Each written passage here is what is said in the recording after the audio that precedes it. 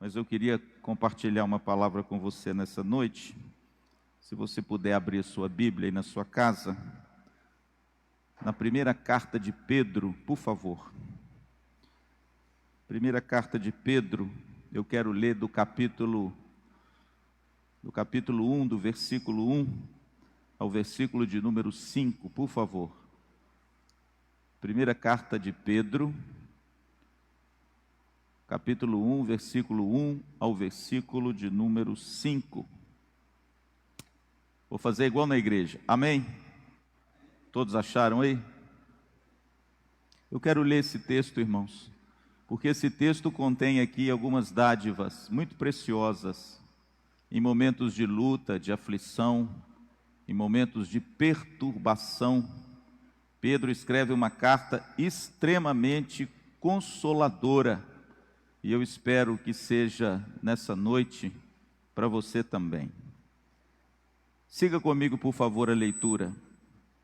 Pedro, apóstolo de Jesus Cristo, aos eleitos, que são forasteiros da dispersão, no Ponto, Galácia, Capadócia, Ásia e Bitínia, eleitos segundo a presciência de Deus Pai, em santificação do Espírito, para a obediência e aspersão do sangue de Jesus Cristo, graça e paz vos sejam multiplicadas.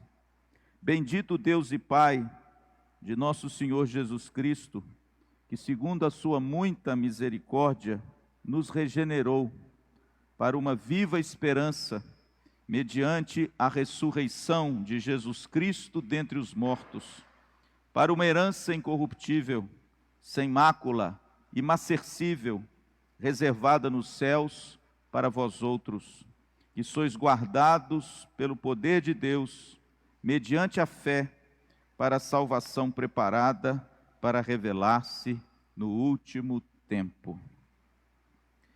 Irmãos, essa carta é uma carta escrita na fornalha da perseguição. Alguns estudiosos dizem que a carta de Pedro é a carta mais pastoral do Novo Testamento. E de repente a gente pode imaginar a razão disso.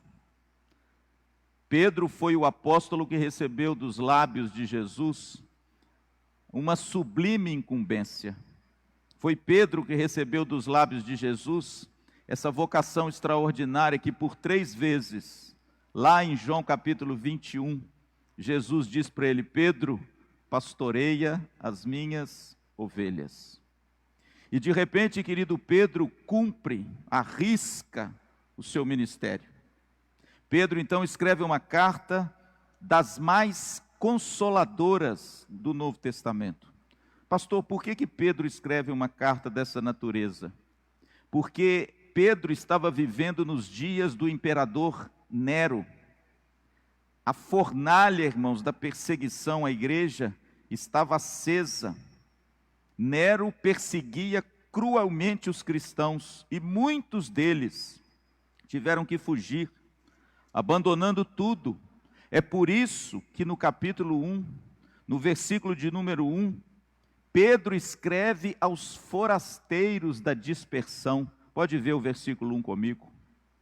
Aqueles que de repente não têm mais pátria, aqueles que de repente tiveram que fugir e abandonar tudo por causa da perseguição desse imperador insano, que veja bem, no início do seu reinado, esse homem até que não começou a perseguir os cristãos, mas no final do seu reinado, a ira desse homem se acendeu contra a igreja de tal maneira que no ano 64, você sabe disso, a história nos conta, ele colocou fogo num bairro inteiro de Roma e depois colocou a culpa nos cristãos.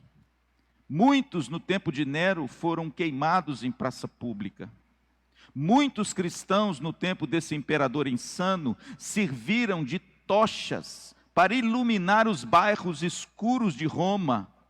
E Pedro, aproximadamente no ano de 62, escreve essa carta para encorajar, para incentivar, para de repente dizer aos crentes: fiquem firmes, olhem para o céu, não abandonem a fé, Vocês que são forasteiros da dispersão, ou seja, judeus e gentios dispersos por causa do testemunho do Evangelho.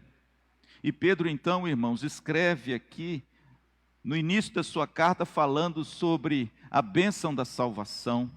Primeiro ele fala a fonte da salvação no versículo 2. Ele diz que nós fomos salvos segundo a presciência de Deus Pai, pelo derramamento e aspersão do sangue do Filho, e através da santificação do Espírito Santo. Que coisa boa, irmãos, para começar uma carta para animar os crentes. A bênção da salvação provém de uma fonte eterna, que é a Trindade excelsa de Deus. Olha que coisa maravilhosa. Deus promete, o Filho executa e o Espírito aplica. É isso que Pedro está querendo dizer. Olha, houve um conluio abençoado na Trindade excelsa para salvar você, para salvar a mim. Deus decretou, o Filho executou e o Espírito Santo aplicou essa salvação no seu coração.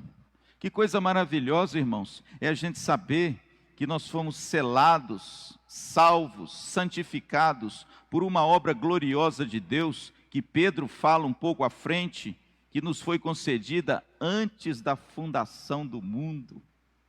E logo em seguida, irmãos, no versículo 3 a 5, Pedro fala de algumas dádivas preciosas, consoladoras, maravilhosas, que essa salvação produz, principalmente em tempos de aflições como os nossos. Quem escreveu essa carta?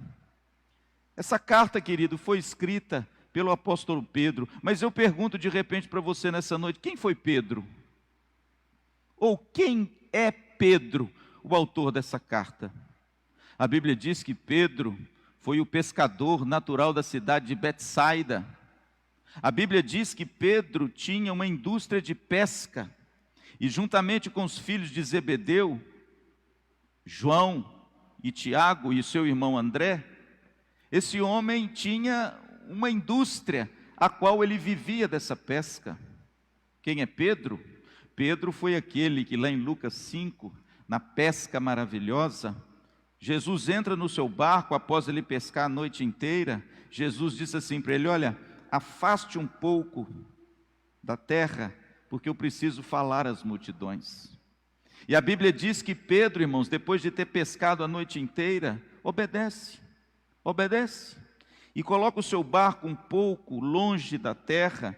E aí Jesus diz assim: lança agora a tua rede à direita do barco.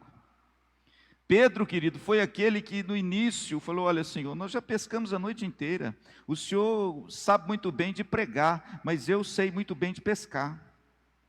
E a Bíblia diz que mesmo assim Pedro lança as redes, e o texto diz, irmãos, que tinha tanto peixe, mas tanto peixe, que quase que o barco foi a pique, ao ponto deles chamarem outros barcos, para que essa pesca maravilhosa também pudesse ser colocada nos outros barcos.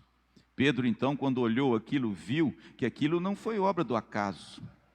E Pedro então olha para Jesus e diz assim: afasta-te de mim, porque eu sou pecador.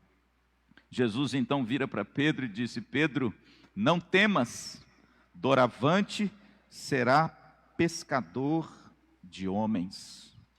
Que coisa interessante, irmãos, quem é Pedro? Pedro foi esse que depois desse chamado, a Bíblia diz que ele largando as redes e largando tudo, seguiu Jesus.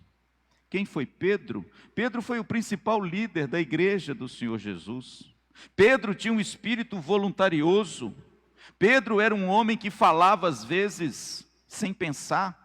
Pedro, às vezes, irmãos, era aquele homem que tomava a dianteira do grupo, falava demais, mas era um homem corajoso. Quem é Pedro? Pedro foi aquele homem que no alto da tempestade, por volta das 3 horas da manhã, a tempestade assolando o barco, os discípulos amedrontados, a Bíblia diz que Jesus veio ter com ele andando sobre as águas. Pedro foi aquele que diz: mestre, se é o Senhor, manda-me ter contigo. Jesus então diz: vem, e a Bíblia diz que Pedro tirou o pé do barco, corajoso, destemido, tomando sempre a dianteira do grupo apostólico. Mas o texto diz, irmãos, que quando ele tira o pé do barco, ele reparou na força do vento e na tempestade e começou a afundar. Mas Pedro também é aquele que não tem vergonha, querido. Ele diz assim: Senhor, salva-me. E a Bíblia diz que prontamente Jesus estende a mão e traz Pedro de volta para o barco e se fez uma grande bonança. Quem é Pedro? Pedro é aquele, querido, que quando Jesus leva os seus discípulos a Cesareia de Filipe, Mateus capítulo 16, e de repente Jesus faz uma pergunta aos seus discípulos: quem diz o povo ser o Filho do Homem? E de repente os seus discípulos dizem: dizem que o Senhor é João Batista, outros dizem que o Senhor é Elias, outros dizem que o Senhor é o profeta. Mas aí Jesus diz para o seu grupo: mas e vós? Quem dizeis que eu sou? Mais uma vez, querido, quem toma a dianteira do grupo, quem responde a esse questionamento, é o apóstolo Pedro. Ele diz: tu és o Cristo, o Filho do Deus vivo. Jesus então olha para ele e diz: bem-aventurado é Simão Barjonas, porque não foi carne e sangue quem te revelou, mas o meu Pai que está no céu. Que coisa interessante, irmãos, Pedro sempre foi esse homem voluntarioso, corajoso, sempre foi um líder que tomou a dianteira do colégio apostólico. Estou me lembrando agora, querido, em João capítulo 6, Jesus faz um discurso duro, duríssimo. Ele chega a dizer no seu discurso o seguinte: aquele que não comer a carne do Filho do Homem e não beber o sangue do Filho do Homem, não tem parte comigo. A Bíblia diz que o discurso de Jesus foi tão duro, mas tão duro, que muitos o abandonaram. E muitos disseram: Senhor, duro é esse discurso, quem poderá suportá-lo? E a Bíblia diz, irmãos, que Jesus então olha para os seus discípulos e faz uma pergunta. O interessante é que Jesus não alivia não, viu? Jesus não alivia não. Ele olhou para o seu grupo de discípulos e diz assim: e vós? Vós também quereis partir? E mais uma vez, querido, quem toma a dianteira, quem responde pelo colégio apostólico é Pedro. E as palavras que Pedro responde em João capítulo 6 ecoam até hoje, ao longo de todos esses séculos. Ele diz assim: Senhor, para quem iremos? Pois só tu tens as palavras da vida eterna. Mas de repente, querido, a gente vê um Pedro covarde, tacanho, amedrontado. A Bíblia diz que na última ceia de Jesus, Pedro está ali junto com os outros discípulos, e quando termina a ceia, Jesus cita uma profecia de Zacarias. Ele diz assim: olha, ferirei o pastor, e as ovelhas ficarão, o quê? Dispersas. E Pedro então, irmãos, mais uma vez voluntarioso, toma a dianteira e diz assim: olha, Senhor, é o seguinte, mesmo que todos te neguem, mesmo que todos te abandonem, eu nunca te abandonarei. Jesus então olha para Pedro e diz assim: Pedro, deixa eu te dizer uma coisa, antes que o galo cante, tu me negarás 3 vezes. E se você ler, irmãos, a narrativa de Mateus, você vai ver que mesmo depois dessas palavras de Jesus, Pedro diz assim: Senhor, eu vou com o Senhor até a morte, eu nunca te negarei. Mas você conhece a história, você conhece o que aconteceu naquela fatídica noite de quinta-feira, quando Jesus foi preso pelos seus algozes no jardim do Getsêmani. Chegaram com tochas, armados de paus e porretes. E o texto diz que eles levam Jesus para a casa do sumo sacerdote Caifás. Lá, Jesus é esbofeteado. Lá, Jesus é escarnecido. Lá, Jesus é preso num calabouço no chão e passa a noite inteira num buraco no chão. Mas a Bíblia diz que Pedro, no Evangelho de Lucas, seguia Jesus de longe. E num determinado momento, irmãos, ele chega no pátio da casa de Caifás, onde as pessoas estão ali ao redor de uma fogueira. E Pedro se assenta ao lado deles para se esquentar um pouco. E de repente, querido, chega uma serviçal. Alguém que talvez não poderia causar nenhum dano a Pedro. Não chegou um soldado. Não chegou uma autoridade judaica. Não chegou de repente um capitão. Chegou um serviçal e olhou para Pedro e disse assim: olha, você também é um deles, porque você fala como ele. E você conhece a história. Você sabe o final dessa história. A Bíblia diz que por 3 vezes, meu amado, Pedro nega Jesus covardemente, vilmente. E na 3ª vez, a Bíblia diz que ele chega a blasfemar: eu nunca vi esse homem, eu não conheço esse homem. Mas o texto diz, irmãos, que antes de Jesus ser colocado naquele buraco onde ele passa a noite, os olhos de Cristo se encontraram com os olhos de Pedro. E quando Jesus olhou a Pedro, Pedro se lembrou das palavras de Jesus. E o texto diz que ele saiu dali e ele chorou amargamente. Quem é Pedro? Pedro é aquele homem capaz de atos corajosos. Pedro é aquele homem capaz de liderar o grupo de apóstolos. Quem é Pedro? Pedro é aquele homem, irmãos, que diante de uma dificuldade não tão grande, ele é frágil, ele nega, ele de forma tão covarde, ele de repente nega o nome do Senhor Jesus Cristo. Quem é Pedro? Deixa eu dizer uma coisa para você, querido. Pedro sou eu, Pedro é você. O sangue de Pedro corre nas suas veias. O coração de Pedro bate no seu peito. As emoções de Pedro são as suas emoções. De repente, irmãos, somos capazes de gestos tão gloriosos, não é? De gestos tão grandiosos. De repente, somos capazes de uma fé tão madura, tão robusta. De repente, queridos, somos capazes de tomar a dianteira de um grupo e glorificar o nome do nosso Senhor, mas ao mesmo tempo, irmãos, somos covardes. Não exercitamos a fé quando nós precisamos dela. Quando a situação se torna difícil, negamos a Cristo, nos acovardamos. Não temos a coragem necessária de colocar a nossa fé à prova quando as circunstâncias não vão bem. Quem é Pedro? Pedro sou eu. Pedro é você. Pedro somos nós. Mas, querido, descanse o seu coração, sabe por quê? Porque Pedro, antes de tudo, foi um eleito do Senhor. Foi Cristo quem escolheu a Pedro. E aquele que Cristo escolhe, Cristo persevera nele até o fim.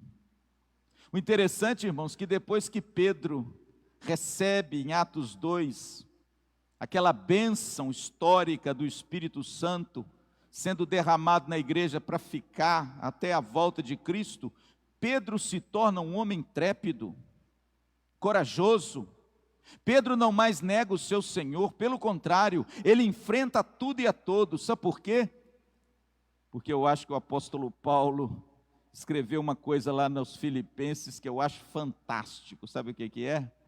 Paulo diz que aquele que começou a boa obra em vós, há de completá-la até o dia de Cristo Jesus. Portanto, querido, se você é uma pessoa que já negou Jesus, que já se acovardou diante das circunstâncias, uma pessoa que de repente, irmãos, fraquejou, quando a sua fé precisava de um maior testemunho, por favor, querido, não se consuma com uma dor excessiva. Sabe por quê? Porque Pedro fez tudo isso, mas lá em João capítulo 21, a Bíblia diz que Jesus armou novamente a mesma cena. Para quê, pastor? Para restaurar quem? Pedro. Que coisa gloriosa, meu irmão. Aquele que começou a boa obra em vós, há de completá-la até o dia de Cristo Jesus. E eu vou te dizer uma coisa, aquele homem que se acovardou diante de uma serviçal, ele agora toma a palavra em Atos 2 e prega, irmãos, na minha opinião, o sermão que teve mais convertido na história. A Bíblia diz que quando Pedro termina de pregar, tinha quantas pessoas lá convertidas? 3.000 pessoas. Você imagina, querido, o poder e a autoridade desse homem. Tinha tanta gente agregada à igreja, querido, mas tinha tanta gente, chegou tanta gente de uma vez, que a Bíblia diz que Barnabé teve que vender um campo. Barnabé teve que aumentar os recursos, sabe por quê? Porque a Bíblia diz que naquele tempo, tudo era incomum a eles, e eles vendiam até as suas propriedades para sustentar a igreja. Pastor, de quem está falando? De Barnabé. Mas, irmãos, esse Pedro, é o Pedro que tomou a dianteira, e agora, cheio do Espírito Santo, ele agora se veste dessa missão sublime, que o Senhor Jesus o chama, e se torna o grande pastor de ovelhas. Pedro escreve essa carta, irmãos, aos irmãos perseguidos. Pedro está no final da sua vida. Pedro encoraja aqueles que estão passando por situações difíceis, lembrando-os de 3 dádivas gloriosas, preciosas, consoladoras, que a nossa salvação nos dá, para que você nessa noite lance fora o medo. Veja bem comigo, por favor. A primeira dádiva que Pedro fala, de Jesus Cristo, essa dádiva preciosa, que enche o nosso coração de paz em tempo de aflição, é porque Cristo nos deu uma viva esperança. Olha o que diz o versículo 3.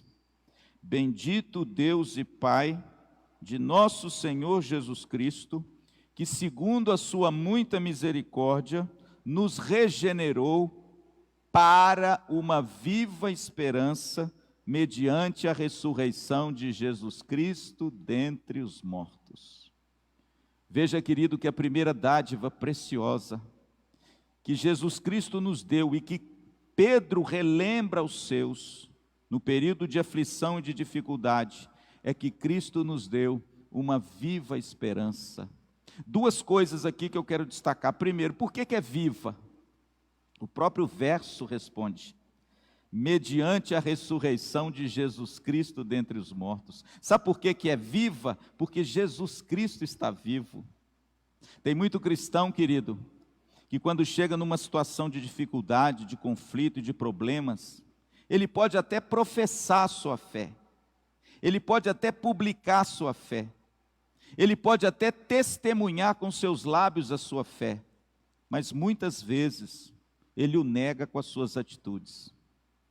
Se desespera, se descabela, de repente olha demasiadamente para as circunstâncias e fica com os olhos fixos nas coisas desse mundo e se esquece, querido, da máxima do apóstolo Paulo aos Colossenses: pensai nas coisas lá do alto, buscai as coisas lá de cima. Esquece daquilo que o escritor de Hebreus diz: olhando firmemente para o autor e o consumador da nossa fé. Deixa eu te dizer uma coisa, querido, Jesus Cristo está vivo, Ele é um Deus vivo e verdadeiro, Ele ressuscitou dos mortos, Ele foi visto por 40 dias, Ele ascendeu aos céus, e Ele vai voltar para buscar a mim e a você e restaurar o quê? Todas as coisas. Louvado seja Deus, querido, que nós não servimos um Deus morto, nós servimos um Cristo vivo. Portanto, meu amado, consolai-vos com essa grande verdade: Jesus Cristo está vivo. Pastor, por que é esperança? Porque em Cristo, querido, tudo nesse mundo pode passar, mas Ele diz que aquele que faz a vontade dEle permanece para sempre. O interessante é que o povo de Israel, irmãos, viveu momentos muito difíceis ao longo da história. Você mesmo pode se lembrar de alguns. Por exemplo, o cativeiro da Babilônia foi um momento extremamente difícil. O cativeiro no Egito, lá atrás, um momento extremamente difícil. Mas, irmãos, em todos esses momentos, Deus chamou o seu povo para olhar para o alto, para olhar para cima, para olhar para Cristo. Eu estou me lembrando agora, sabe de quem? Do profeta Jeremias. Jeremias foi um homem que viveu as agruras do cerco de Nabucodonosor em Jerusalém. Jeremias foi um homem, irmãos, que sofreu tanto, mas sofreu tanto, que ele foi chamado de profeta chorão. Ele foi um homem que viu com seus olhos toda a violência e tudo aquilo que o império de Nabucodonosor assolou a cidade de Jerusalém. O texto diz, irmãos, que no capítulo 3, no livro de Lamentações, você quer ver uma coisa? Deixa eu ler esse texto para vocês.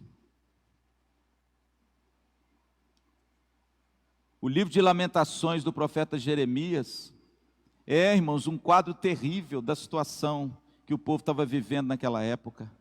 Ele descreve em cores vivas, em cores ardentes, tudo aquilo que estava acontecendo naquela época eram coisas terríveis. Mas lá no capítulo 3, irmãos, a partir do versículo 21, você conhece bem o texto. Chega uma hora que ele diz assim, olha, eu quero trazer à memória o que me pode dar esperança. Mas o texto que vem a seguir, irmãos, é muito bonito, preste atenção. As misericórdias do Senhor, verso 22, são a causa de não sermos consumidos. Preste atenção agora. Porque as misericórdias do Senhor não têm fim. Elas renovam-se a cada manhã. Grande é a tua fidelidade. Agora preste atenção o que o profeta diz. A minha porção é o Senhor, diz a minha alma, portanto eu esperarei nele. Sabe o que significa isso, querido? Significa que se você é salvo, se você foi regenerado, se o Espírito Santo fez uma obra gloriosa em você, ele deu a você uma viva esperança. Nós esperamos em Deus. O interessante é que essa semana nós tivemos uma notícia aí, não é, na mídia, que sobressaltou todo mundo, não foi? Muita gente escreveu no Facebook, muita gente deu lá o seu pitaco no Facebook, não é? Uma avalanche, irmãos, de publicações, porque de repente o reino da política no Brasil teve mais um fato novo. E de repente, irmãos, eu ouvi e li de alguém assim, quer ver? Quando eu soube da notícia da saída do ministro tal, me deu um frio terrível na barriga.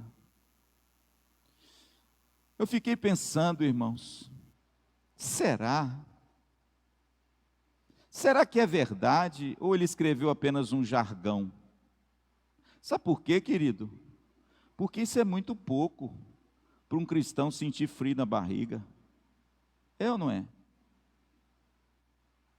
É muito pouco, querido.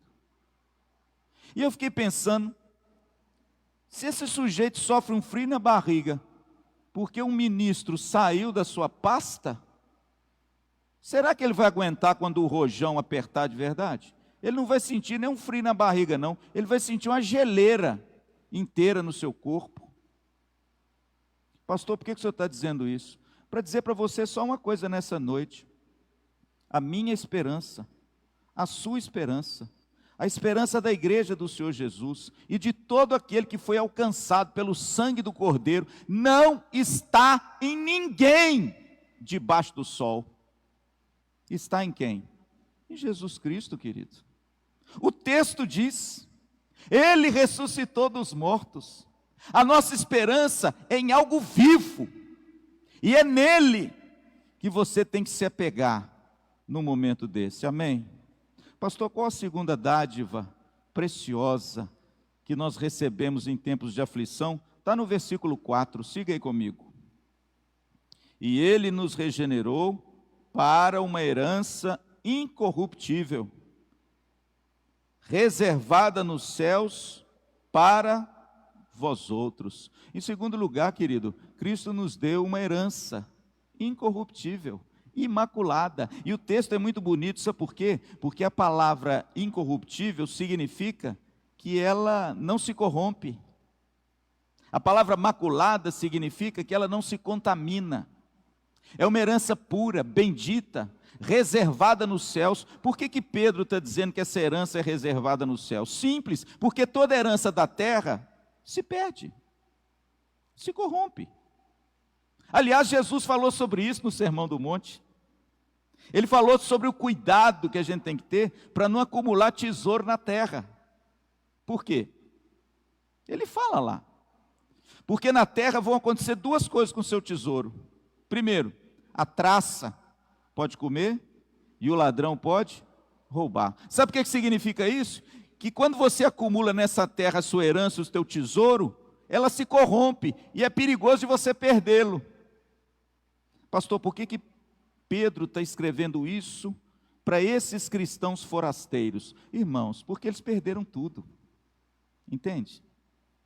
Eles não têm casa, eles não têm pátria, eles não têm família, eles foram dispersos pela região da Ásia Menor. Se você ler no versículo 1, quando ele fala região do Ponto, Galácia, Capadócia, Ásia e Bitínia, isso é a região da Ásia Menor. Eles foram dispersos para a região da Ásia Menor, eles perderam tudo, literalmente perderam tudo. E sabe o que Pedro está dizendo? Não se preocupe com isso, você tem uma herança incorruptível. A sua riqueza não está aqui nessas coisas da terra, meu irmão. Nós temos uma herança bendita, reservada aonde? No Banco da Suíça? No Banco do Brasil? Não, irmãos. Leia o texto. Uma herança incorruptível, imaculada, reservada para vós outros, aonde? No céu. Oh, louvado seja Deus, irmãos. Coisa gloriosa em dias de pandemia, onde de repente, os recursos se tornam tão escassos, não é? Eu digo que esse vírus nivelou todo mundo. Esse vírus, ele colocou todo mundo no mesmo patamar.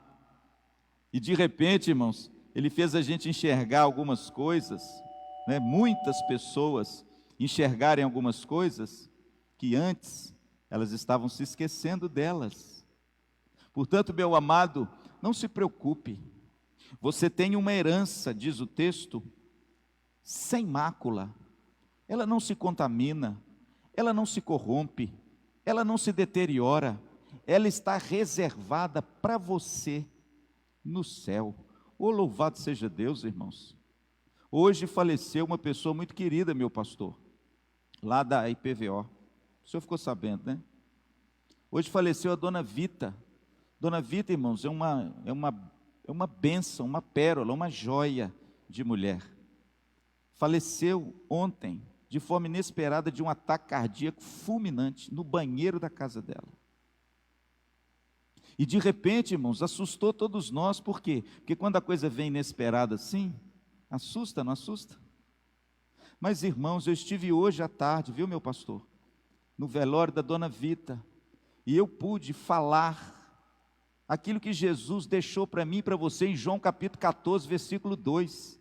Na casa de meu pai há muitas moradas, e eu vou preparar-vos lugar, para que onde eu estiver, estejais vós também. O apóstolo Paulo em Coríntios, no capítulo 5, ele diz assim, olha, esse tabernáculo aqui vai se desfazer, meu irmão, vai se desfazer, mas temos da parte de Deus um edifício, construído não por mãos humanas, eterno, no céu.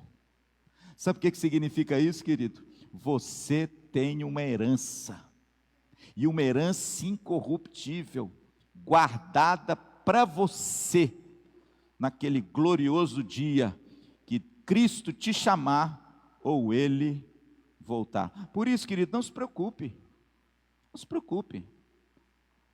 O apóstolo Paulo diz, olha, tendo com que vestir, e tendo com que comer, eu estou feliz e completamente satisfeito. Sabe por quê? Porque o Senhor é a minha herança.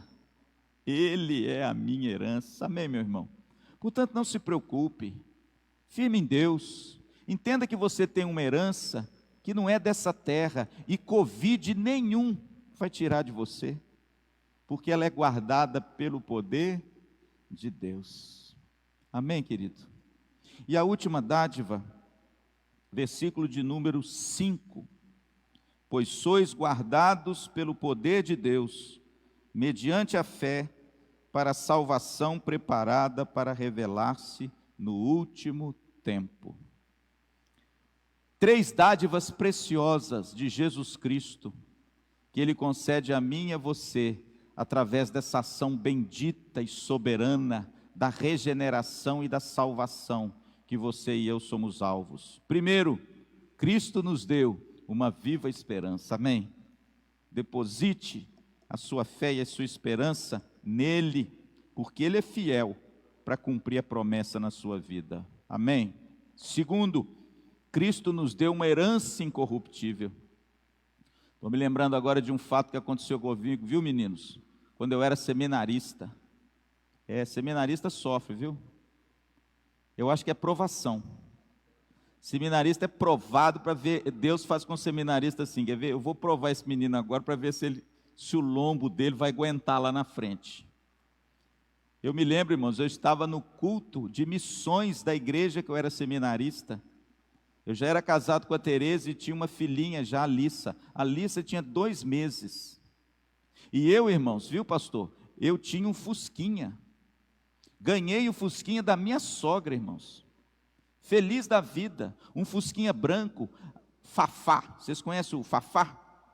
Aquele com aquela lanterninha redondinha assim. Irmãos, era uma coisa linda. E eu andava com aquele Fusquinha para baixo e para cima. Num bendito dia, eu estou no culto de missões da 9ª Igreja Presbiteriana, lá em Belo Horizonte, que eu servia como seminarista. Quando termina o culto, eu pego a minha filha, pego a Tereza, vamos embora para casa. Quando eu saio da porta da igreja, meu pastor, aonde está o Fusquinha?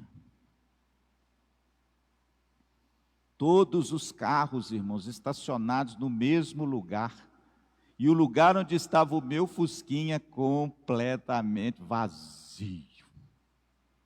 Eu não sei se você já teve um bem roubado assim. Mas dá uma sensação esquisita, irmãos. Parece que você não estacionou ele ali, parece que você não foi de carro. Você começa a pensar, será que eu vim de ônibus? Será que não é aqui que eu parei? Aí eu comecei a procurar onde que eu tinha estacionado o Fusquinha. Até que alguém falou, pastor, ele estava aqui mesmo. Roubaram o seu Fusquinha. O pastor da igreja me colocou dentro do carro dele. A 9ª Igreja ficava num lugar assim, perto de algumas favelas de Belo Horizonte, coisa que aqui em Maringá a gente não tem não, né? Mas lá tem muita. E ele de repente falou assim, entra no carro aqui que pode ser que o ladrão esteja em alguma dessas vielas na favela. Irmãos, isso já eram as 10 horas da noite, olha que loucura. Ele me colocou dentro do carro, nós começamos a entrar nas favelas procurando o Fusquinha. E aquilo, irmãos, foi apertando meu coração, eu lembro como se fosse hoje, eu coloquei a mão na perna do pastor, falei assim, pastor, vamos embora para casa, vamos sair daqui. Sabe por quê? Me lembrei do texto que diz, porque não cochila, nem dormita o guarda de Israel. Pastor, vamos para casa, porque Deus não estava cochilando quando roubaram meu Fusquinha, não. Deus tem um propósito em todas as coisas. E outra coisa, eu comecei meu seminário sem o Fusquinha, eu posso terminar sem o Fusquinha, louvado seja o nome do Senhor. Pastor, por que o senhor está compartilhando isso? Para te falar e te lembrar de uma coisa só, não deposite a sua confiança nas coisas desse mundo. Não deposite a confiança no seu trabalho, no seu dinheiro, na sua saúde, no seu esposo, na sua esposa, na sua filha, nos seus bens, no dinheiro que você tem, no dinheiro que você não tem. Não deposite a sua confiança nas coisas desse mundo, sabe por quê? Porque todas elas são perecíveis e podem se corromper. Mas se você depositar a sua confiança em Jesus, você será contente em toda e qualquer situação. Você tem uma herança incorruptível, amém? Incorruptível. Em último lugar, Cristo nos deu uma proteção segura. Olha o que o texto diz no verso 5. Pois sois guardados pelo poder de Deus. Que coisa maravilhosa, irmãos. Que coisa bendita é saber que não é a força do meu braço. Que coisa bendita é saber que não é o meu intelecto. Que coisa bendita é saber, querido, que não é a minha posição social. Que coisa bendita é saber que não é a minha saúde. Que coisa bendita é saber que não sou eu, inerentemente em mim, que há poder e força para me manter em pé. Que bom é saber, querido, que na realidade você e eu, nós somos frágeis. Somos fracos. O apóstolo Paulo usa uma figura bonita, que eu usei uma vez até no meu livro, pastor. O vaso é de barro. Não confie, querido, em você. Não confie na sua força, sabe por quê? Porque não há força em nós. E Pedro, irmãos, está lembrando isso dos crentes, sabe por quê? Porque eles perderam tudo. Eles não têm nada. Eles são peregrinos nessa terra. Eles são forasteiros. E Pedro está dizendo o seguinte: olha, fique tranquilo, porque você pode perder tudo nesse mundo, mas você não perde a salvação, porque vocês são guardados pelo poder de Deus. Que coisa maravilhosa, irmãos, é saber que não é a minha mão que é poderosa para segurar na dele, não, viu? É a dele que é poderosa para segurar na minha. Porque a minha mão, pelo menos a minha eu sei, é frágil. O meu braço é fraco. Qualquer coisinha, irmãos, nós balançamos. Qualquer coisinha, meu pastor, dá frio na barriga. Mas louvado seja Deus, irmãos, que nós somos guardados, por quê? Pelo poder de Deus. Sabe o que significa isso, querido? É Deus é quem te guarda, é Deus é quem te protege. Ele é a nossa torre forte, socorro bem presente na hora da angústia. Por isso, querido, Ele não permitirá que você seja tentado além das suas forças. Pelo contrário, juntamente com a tentação e com a provação, Ele lhe dará o livramento para que você possa suportá-lo. Louvado seja Deus, querido. Nós temos uma proteção segura. As ovelhas que o Pai me deu, o que Jesus diz lá? Em João 10, ninguém as arrebatará das minhas mãos. Irmãos, que coisa maravilhosa, que proteção segura. Cuidado, querido, você que se acha poderoso demais, viu? Cuidado, você que acha que confia muito na força do seu braço. Não, pastor, deixa comigo, eu resolvo, eu aguento, eu. Cuidado com essa palavra, viu, querido? Cuidado com o culto do ego. Cuidado, querido, quando você se acha. Quanto mais a gente se acha, menos nós somos aos olhos de Deus. Portanto, querido, olha, 3 dádivas gloriosas em tempos de aflição. Quais são elas, pastor? Primeiro, Cristo nos deu uma viva esperança. Amém? Jesus Cristo está vivo.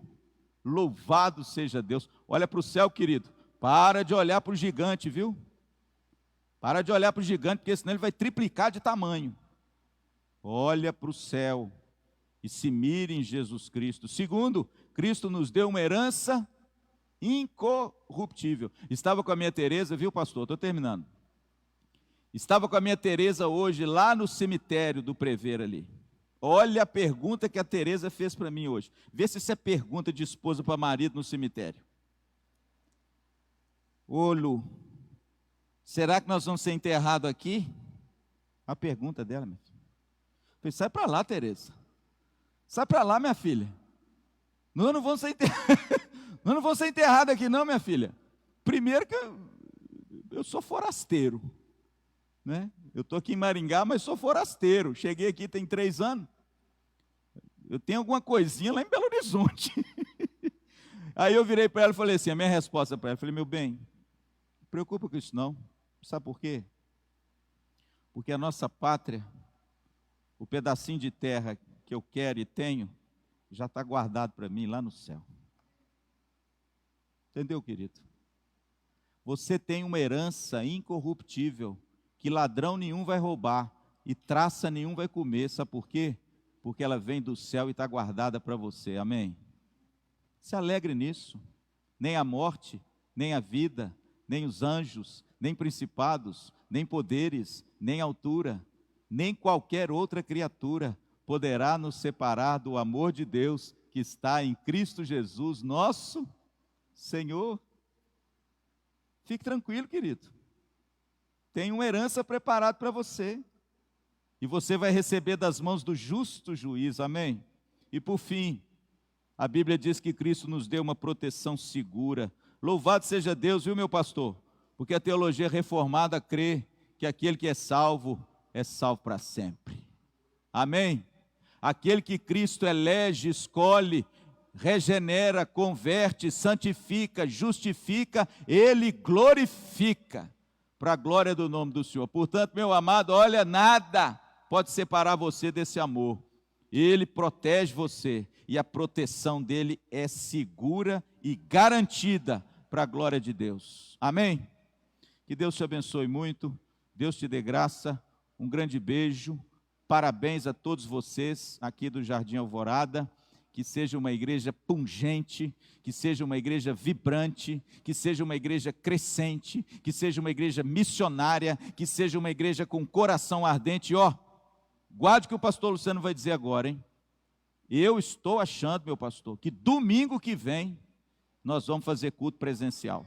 Domingo que vem. Então pode se preparar essa semana, porque domingo que vem, eu estou crendo, viu? Tem uns passarinhos aí falando no meu ouvido, que domingo que vem nós já vamos celebrar esse nome glorioso na presença dos irmãos. Amém? Um grande abraço, Deus abençoe. Quero chamar o pastor para orar. Muito obrigado pelo convite. Que Deus abençoe muito os amados irmãos. E olha, parabéns, felicidades a essa amada igreja em nome de Jesus. Amém.